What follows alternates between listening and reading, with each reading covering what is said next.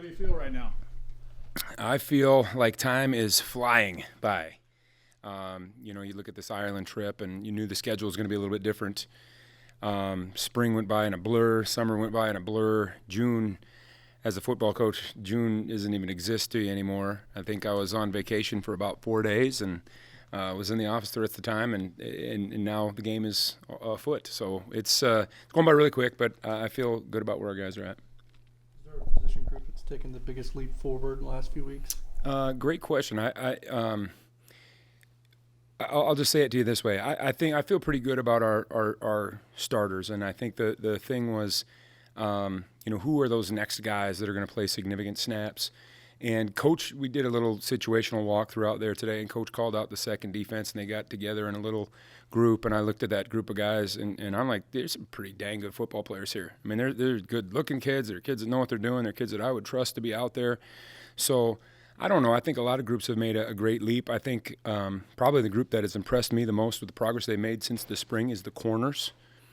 Just watching Zayshawn Rich and Donovan McIntosh, Justice Clemens, Jaden Row playing with confidence. It's fun to watch those guys right now. And that was probably the biggest question mark, losing the two seniors from a year ago. Obviously, both of them very good players, and I don't think we're going to drop off there at all. A guy like Jaden, does that change how you cover? I mean, you got that kind of size. Jaden's a different animal now. I mean, so he's about 227 pounds. He ran a 10.3 in high school. He's physical. I mean, he uses it. And you'd think change of direction or something like that would be an issue for him. It's not. So he is a different animal. He's a different animal, and I think he came from a system at Oklahoma where they did so much, and I don't know if they did anything. I'm not saying them as a system, but I'm saying I don't know if he did any technique really well.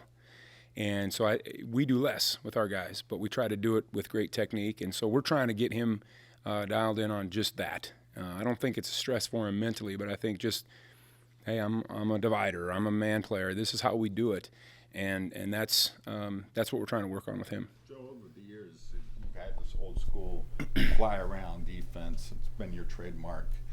You see that in these guys, or are they flying around maybe a little bit more? These guys care. They're about it, and they hold each other accountable to that, which is the coolest thing. It's not me pushing the buttons.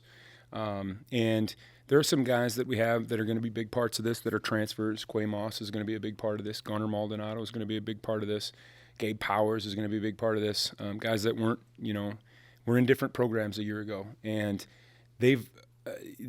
they're taking pride in it. I hear them using our language. I hear them, when it comes to, there's football terminology, sure, but there's also a language of how we run to the football, how we play, how we execute, how we do those things, and to see it permeating through those guys is fun. What's your depth? We're still working on the middle safety right now. I think there's some good competition there, and the reason we're working on it is I think there's still some injuries that are guys are coming back from injury. Gunnar Maldonado obviously had an ACL last year. He's working back. Colby McAllister had an ACL last year. He's working back. Those guys are going to be big parts of it, probably bigger parts at the end of the year than they will be in the beginning of the year. VJ Payne's been nails. He's been fantastic, vocal, as we would expect. Wesley Fair's been tremendous. Wesley's been, quick blurb on Wesley. I mean, anything we've ever asked that kid to do, he's done.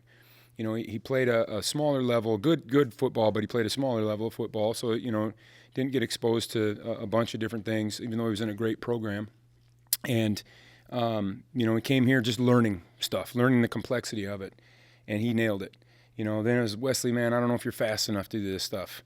And, work on your speed. And he nailed it. He's a 22-mile-an-hour guy now.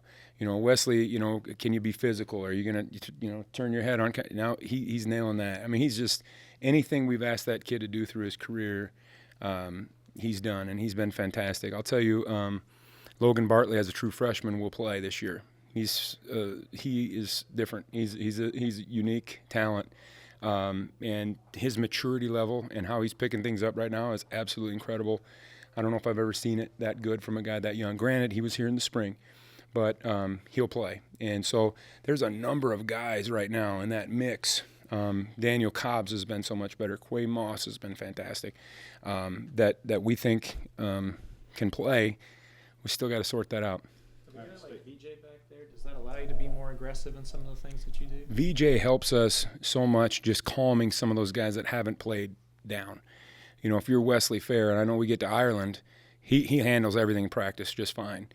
I don't know what that's going to look like now when I've, you know, the only game playing and I'm, you know, everybody's got to have their first time, right? I don't know what that's going to look like for Logan Bartley. You know, I got a feeling I know what it's going to look like for Gunnar Maldonado because he's done it before at a different place. Daniel Cobbs has done it a little bit. Quay Moss has done it a little bit at a different place. But I think VJ brings a lot of confidence to those guys to know he's going to communicate with you and, okay, I know that word. I know that structure. I know what we're doing here. And especially against a team like Iowa State that's going to move people all over the place and do different things.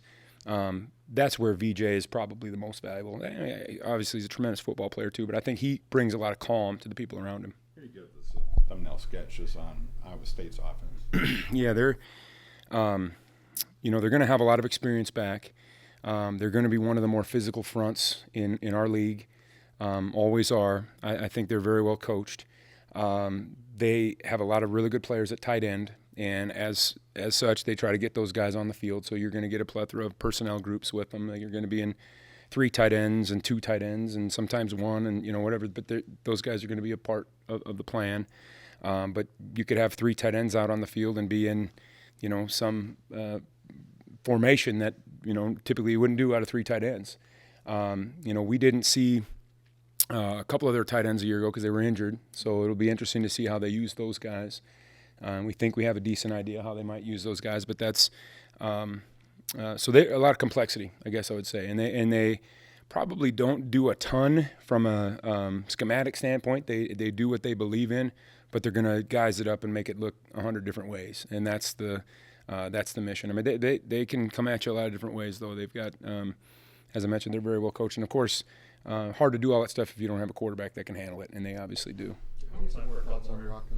I'm sorry. Give me some more thoughts on Rocco back to quarterback. I think he's a very smart football player, very poised football player. I think he is sneaky in the way that he can extend plays. He's got a kind of a innate ability to, you know, find scramble lanes typically internally, and causes a lot of problems for people that way. So it makes you a little bit leery of some of the things you're doing coverage-wise with him. You know, he's probably not going to win a beauty contest or a 40-yard dash against you know, some of the quarterbacks in the league, but he probably is as capable of a scrambler as anybody. So he's I have much respect for him. Real quick, Gunnar available for Dublin? The plan right now is yes. How has this helped you going against this offense every day for 16? Yeah, you know, Coach Wells. You know, a lot of the things that Iowa State's doing are things that we've seen over the years. You know, they run a lot of A-gap power. You know, that's been our baby at North Dakota State, and you know, here, you know, first with Courtney Messingham, then Connor, and you know, that's kind of been something that we've tried to dabble into. You know, just like them, we are going to have a bunch of personnel groups. You know, we're seeing a lot of 13 and 12 and 11 and stuff, and that helps us. I think if we were just a team that's going to go 4 wides and do all that stuff, I don't know if we'd be prepared to play a game like this. Kind of like playing a wishbone team. They're just different. But because they're similar to us structurally, offensively, I think that's how they're helping us prepare the best.